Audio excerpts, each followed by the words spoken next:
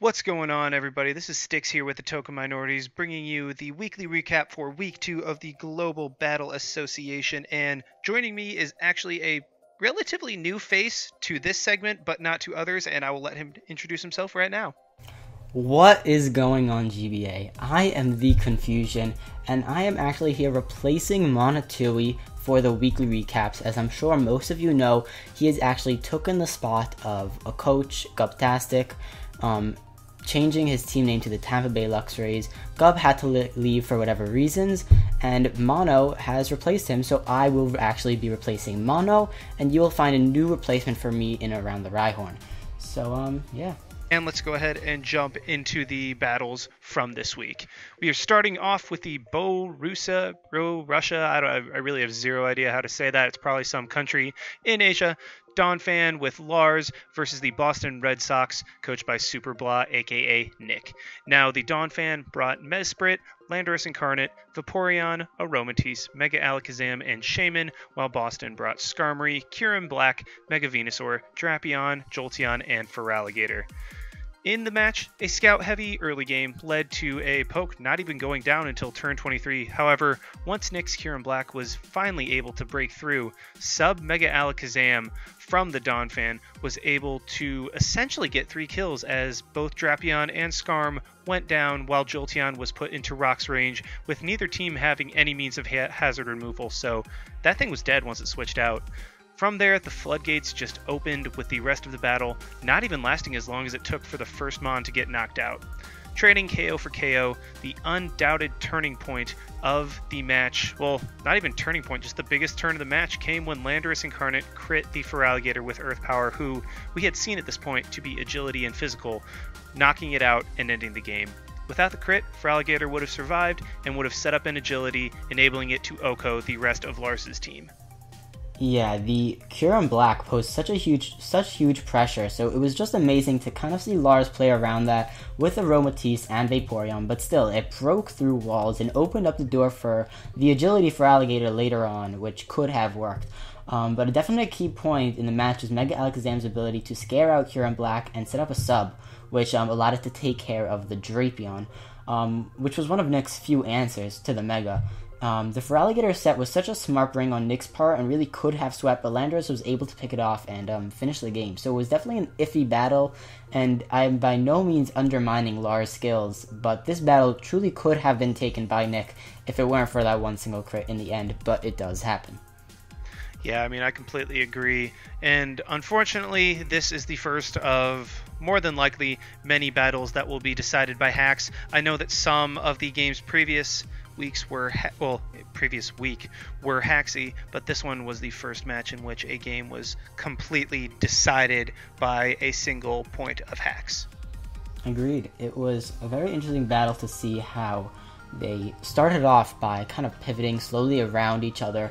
Lars really did play very well around the Kyurem Black, but later on things just went down one by one, and the Landorus just took care of the agility for Alligator, which was very smart bring. I really like that bring. Drapion as an answer to Mega Alakazam was kind of interesting with the Assault Vest and a lot of special defense investment. Seeing as Mega Alakazam could only do that much with a Focus Blast or Hidden Power Ground in this case, I think it's kind of unfortunate that the Boston Red Sox allowed their Drapion to kind of get weakened down or whittled down to the point where Hidden Power Ground could 2-hit KO the Drapion, since Alakazam, like I said before, was behind that substitute. So very interesting to see him kind of weaken or allow a Pokemon to get weakened, which was very important to the match, which seems to be a theme this week. You'll see later on in the matches. A lot of Pokemon, which are answers to big threats, are taken down. Oh yeah, 100%. And I mean, again, you gotta feel bad for Boston with their Feraligatr getting crit, but I mean, as much as I get salty over everything, hacks are part of the game, and it's something that you just kind of have to go with.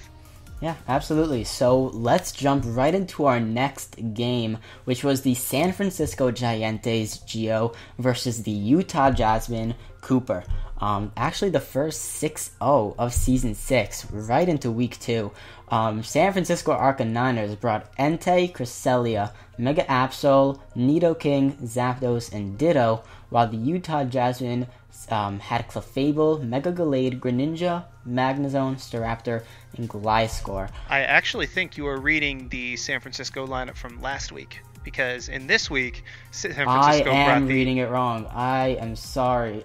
It's okay. It's his first day, guys. We'll let him slide on this one. But San Francisco, in this match, brought Entei, Cresselia, Manaphy, Nidoking, Regirock, and Zapdos. So let's see if he's able to redeem himself with an accurate and in-depth analysis of the match. Yeah, I'm sorry about that. Gio played like an absolute beast, pivoting and killing Coop's team using so much pressure he actually 6-0'd him. Coop didn't seem to prep well enough for common threats. No Pokemon could catch a +3 Scald, or even a regular Scald. Cresselia really put a straight stop to Staraptor and Mega Gallade, and Manaphy was so threatening, but yet it also stopped a threatening Greninja. A beautiful EV spread really stopped Greninja, so props to Gio for that. But Gio really had such amazing power with Entei and its Sacred Fire. Zapdos didn't really get to come in, but it really could have put on a threat. Manaphy just sending out Scalds. We know that Magnezone was kind of there to answer to the Manaphy, but it didn't seem to work out because Nidoking could stop the electric attacks, and Entei and even Manaphy could stop the steel attacks, the Flash Cannon. So it seemed like this kind of lost Cooper the match as soon as he team built, because he didn't prepare enough for Gio's common threats, especially if you were planning Gliscor to be an answer to the Entei. A Sacred Fire could have just burned that thing, you would have never got the Toxic on it. So it seemed like Gio kind of had the driver's seat the entire time, so props to him for kind of 6-0ing an incredible battler just in week 2.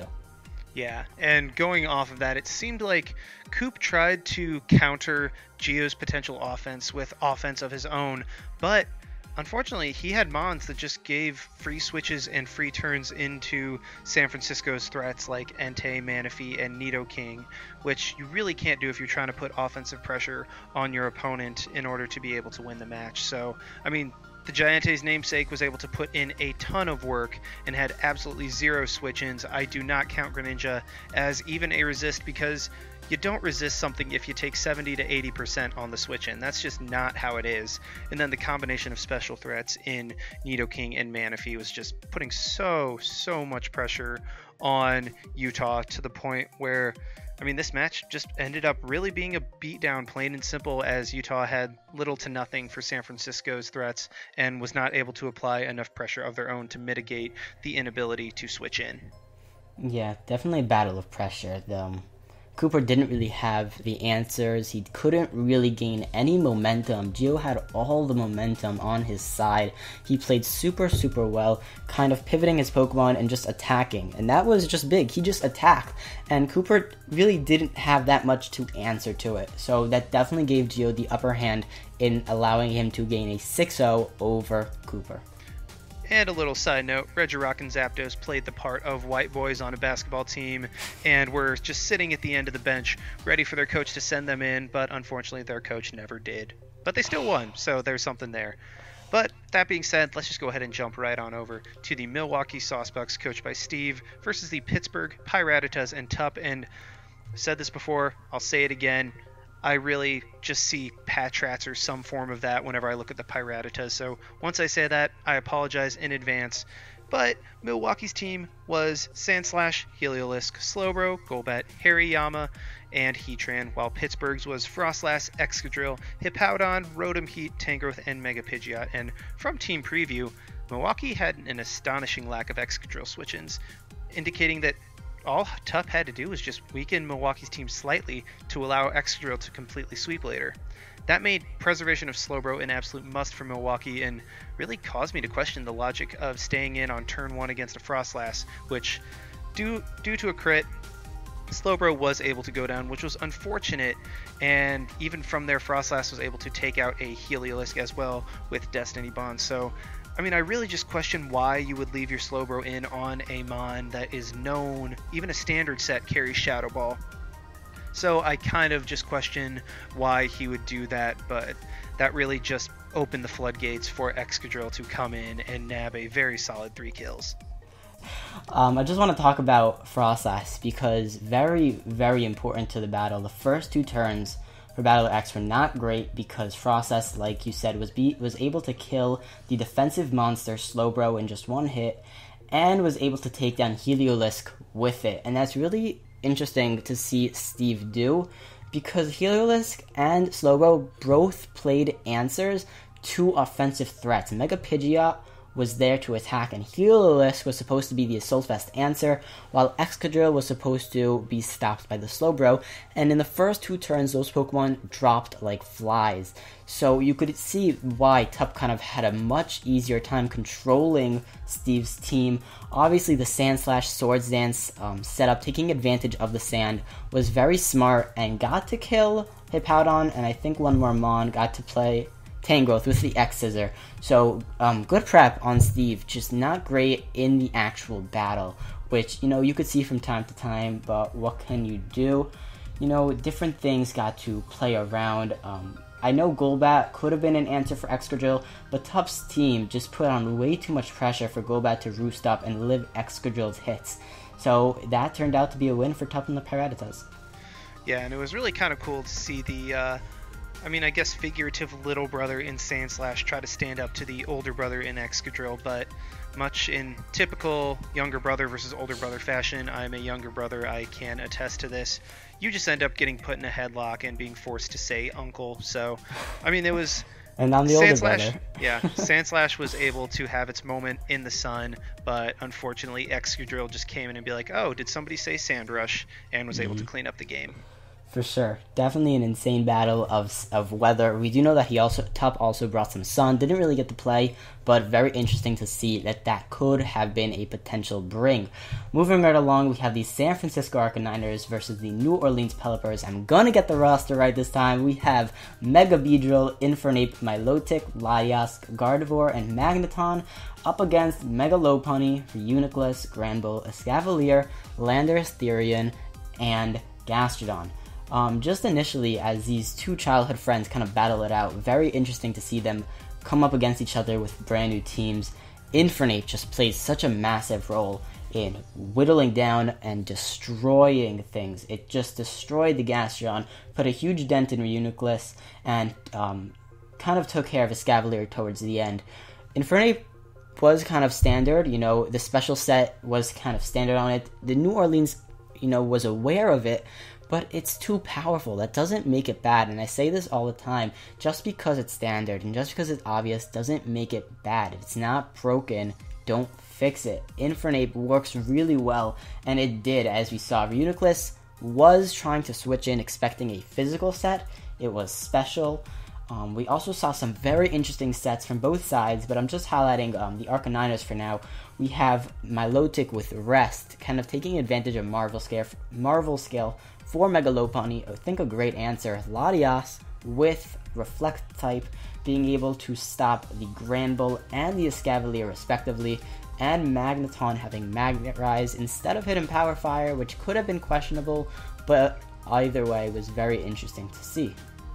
Yeah, and while you're giving all the love to the Arcaniners over here, and don't get me wrong, I'm taking nothing away. Those sets were really awesome to see. My props for the game goes to Endeavor Reuniclus from New Orleans, which allowed them to remove a humongous problem in Milotic, because with the Rest and Marvel Scale that you mentioned, Milotic was able to take on the physical threats of John's team, so having that out of the way opened a huge potential hole once Latias was removed as well, and if it would have been able to be removed. Yeah, you could just look at the team, like they're right in front of you. What will stop a Rest Milotic? I don't see anything. So I also have to give props for the Endeavor set. Being able to recover just by switching out allows it to take advantage of getting down low, clicking Endeavor, switching out, and just healing that all back up. So very cool to see. Mega Lopunny did some work. We got 2 kills. Mega Beedrill didn't get to do that much, but the pressure was there. It got to move around, got to U-turn on the Landorus Therian and bring in Pokemon that could deal with it better. Gardevoir sweeping towards the end, finishing it off with a Scarf Moonblast.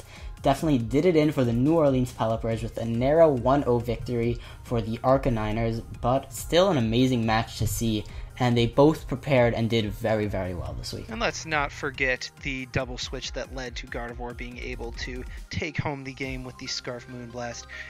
George's double switch made a Latias versus Mega Lopunny situation into an Infernape in Blaze Range versus a Granbull. And I mean, it was a very, very, very risky switch, but it paid off as George was able to pick up the free KO, which paved the way for the Gardevoir. And speaking of paving the way, we are just walking right into the next battle of Real Maril. I mean, I know a lot of people pronounce it Merrill, and that's even how I pronounce it, but considering the name is a play on Real Madrid, I'm pronouncing it Real Maril for the sake of this, well, piece, really. And they're coached by Miguel versus the Philadelphia Scizors, coached by Chimpact. Now, Real Maril brought Gothitelle, Weavile, Mega Blastoise, Registeel, Zebstrika, and Talonflame, while Philly brought Scolipede, Kingdra, Mega Diancie, Politoed, Metagross, and Tornadus T. And while Philadelphia might be the city of brotherly love, Chimp really got no love later in the game. I mean, despite the fact that he was able to apply some early pressure, a crit para with T-Bolt from Zebstrika prevented Mega Diancie from being able to do much at all further, which was huge, as Miguel had stated that he had nothing to KO the Mega Diancie from a regular T-Bolt range. The game was ultimately won, in my opinion, by Scarf Gothitelle picking up the KO on the Diancie while getting heavy damage off on the Torrentee, to the point that Pursuit was able to pick it off, allowing Banded Smogbird to come in and essentially clean up the game. I mean, apart from 20 HP from Kingdra, which Registeel was able to easily handle. So a well-played hyper-offensive match on both parts. Yeah, you can see Talonflame really got to shine this week, picking off huge threats like the Scolipede.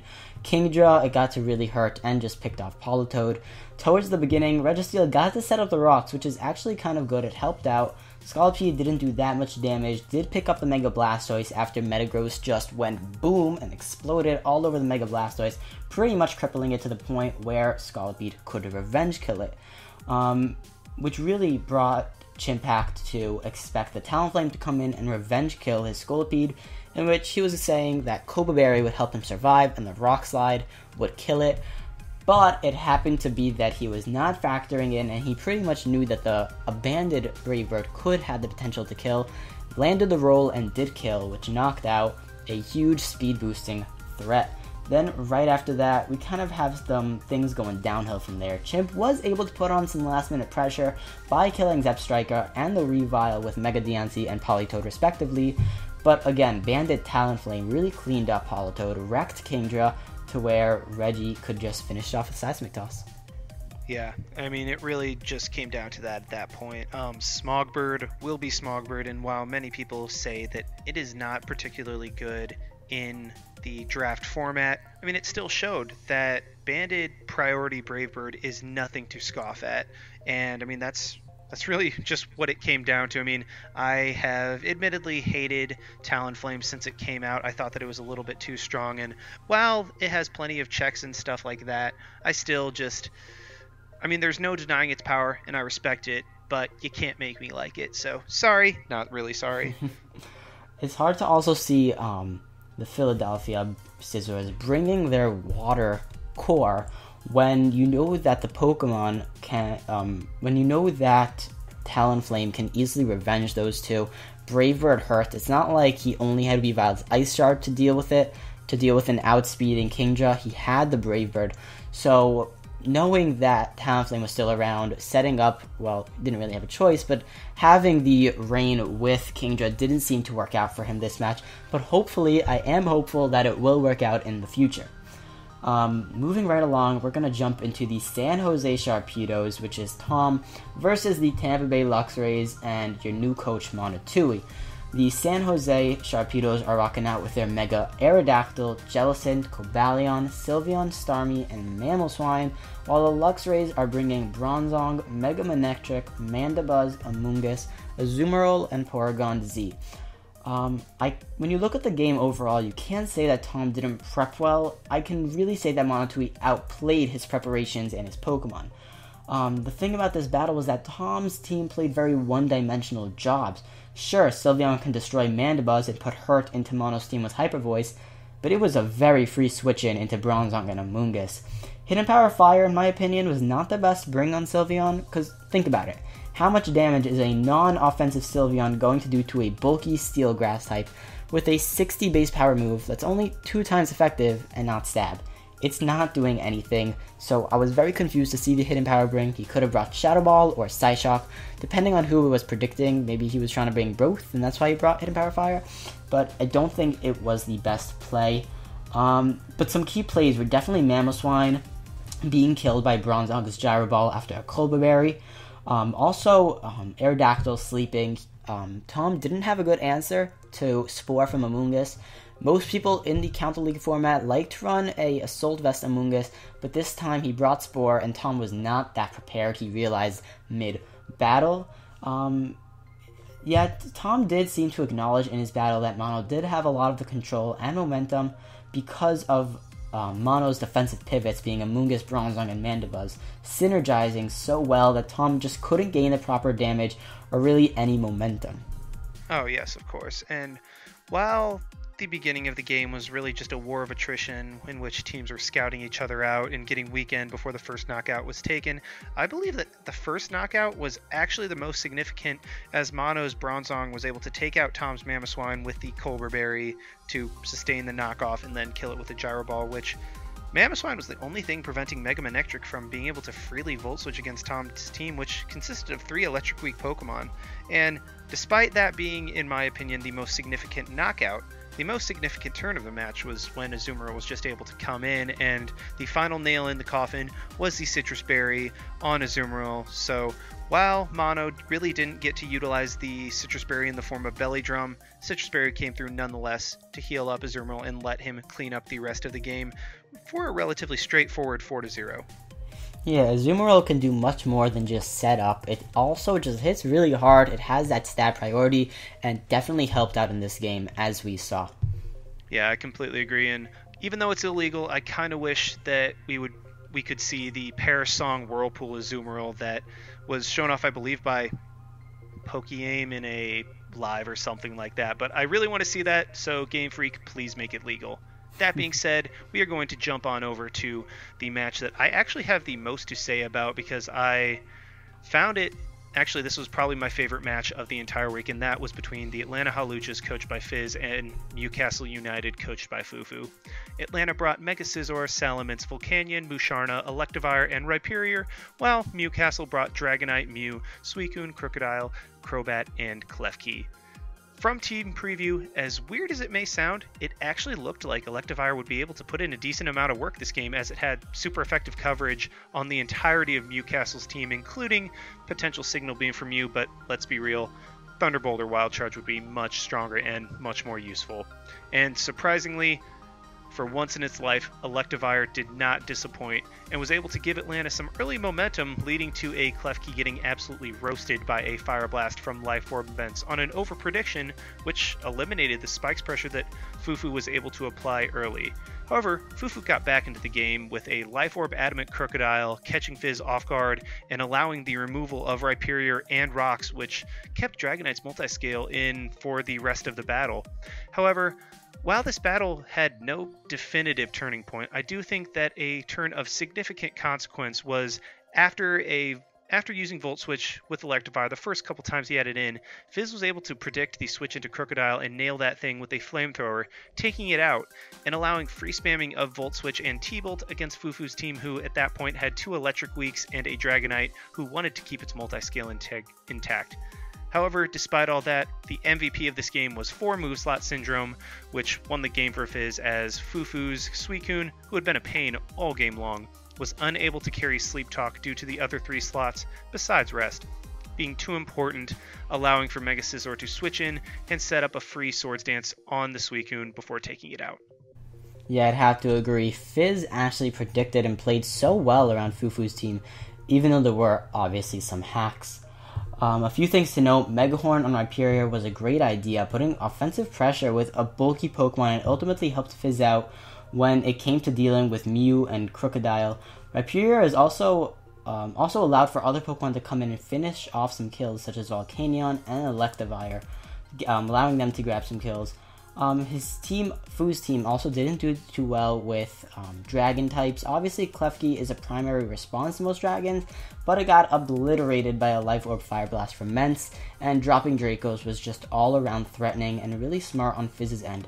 The paralysis on a heavy hitter like Dragonite was a little unfortunate, but it didn't really matter too much because Mence did outspeed and could have revenged it. So yeah, I mean that's really what I have for that. I mean Electivire, I mean I've admittedly always loved Electivire. It's been one of my favorite Pokemon, and I've just been so disappointed in its performances in all of these Smogon tiers that I have played, even NU to an extent. But it was just nice to see it being able to come through and be like, hey, I kind of have worth somewhat after all, but that's only because you weren't able to pick a Jolteon, Raikou, or Manectric in my place. So moving right along, we're just going to jump into the last match, which is the New York Metapods up against the San Diego Chimchargers. The Metapods brought Galvantula, Mega Altaria, Victini, Ferrothorn, and Medicham with Rotom Wash, and the Chimchargers brought Jirachi, Togekiss, Gorbis, Haxorus, Wobbuffet, and Sneasel.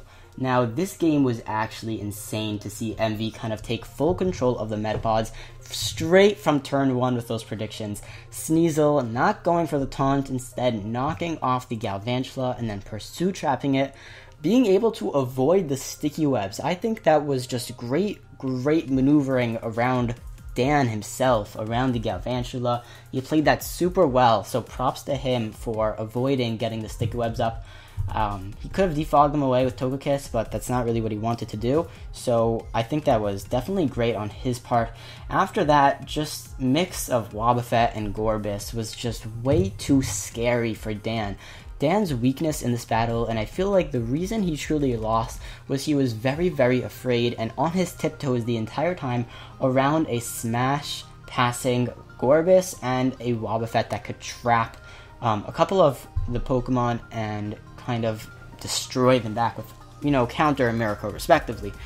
But, Medicham tried to kind of save the game and destroy the Gorbis, but then Wobbuffet came in and got its first kill. Medicham couldn't really do much. It could only attack, and it just got thrown back by Wobbuffet. Togekiss living a crit thunder with its Wakan Berry, being able to just win the game with Jirachi and Togekiss. Haxorus being a threat, also that the Dan was also trying to move slowly around.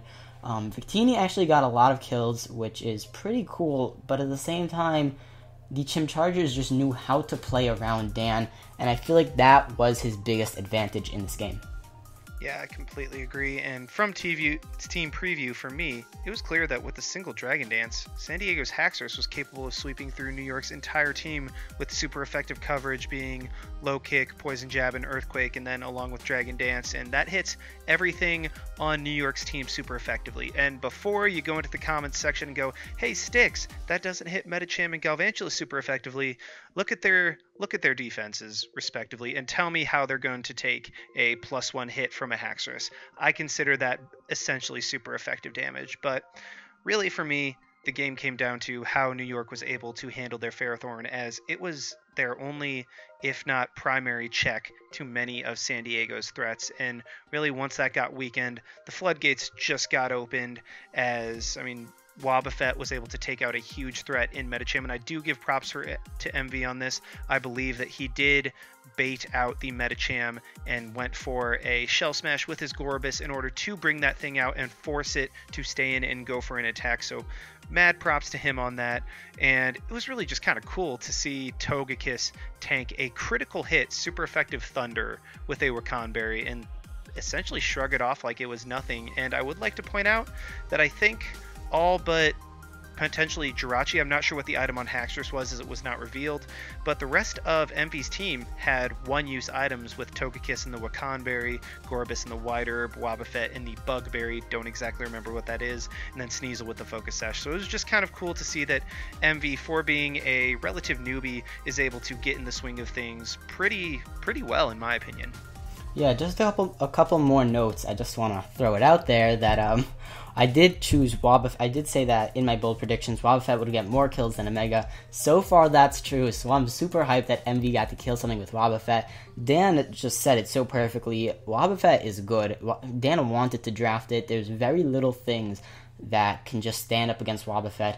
You can't do much to it, so I definitely see it doing really, really well as long as MV continues to use it this way.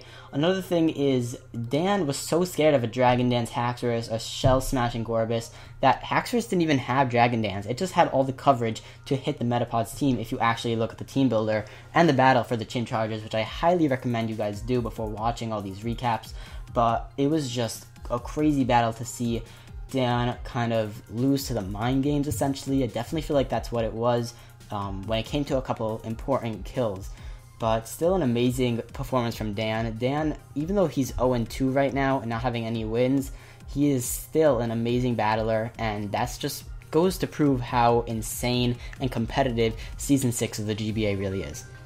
Speaking of which, let's just go ahead and jump right on over to the league standings, and I think every single one of us can express some form of surprise. I mean, while I did have faith in MV and Chimpact, I did not expect them to be in first place at this point, as MV and his San Diego Chim Chargers are first place in the red division, while the Philadelphia Scizors, coached by Chimpact, are first place in the gold division. And then if you jump on over to the other blue and silver divisions, you have San Francisco not only dominating baseball, but dominating Pokemon as well, with the Arcaniners and Giantes boasting 2-0 records, although I can say the Giantes have by far the most impressive record in the league at 10-0. And to not take anything away from the final undefeated team, props to Tup and his Pittsburgh Piratas, who are 2-0 with a +4 differential. Yeah, I also want to point out, as you look at the conference breakdown over here, that at the bottom, sitting at 0-2, like I just said, we have the New York Metapods, we have the Newcastle United, even the San Jose Sharpedos are all 0-2, but are all phenomenal battlers. Like, it's insane to see that these, even our former champion, is at the bottom. That doesn't mean he's not good. Everyone needs to be on their toes, ready to put up an amazing battle.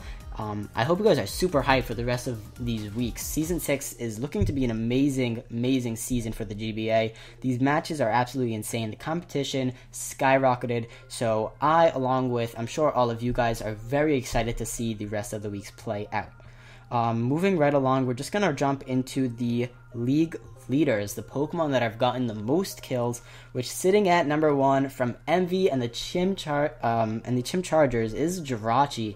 6 kills and has not died yet. That is impressive among 2 weeks. Has not died and has gotten that many kills. He's definitely showing that his franchise pick is coming into use. He is clearly using it really, really well.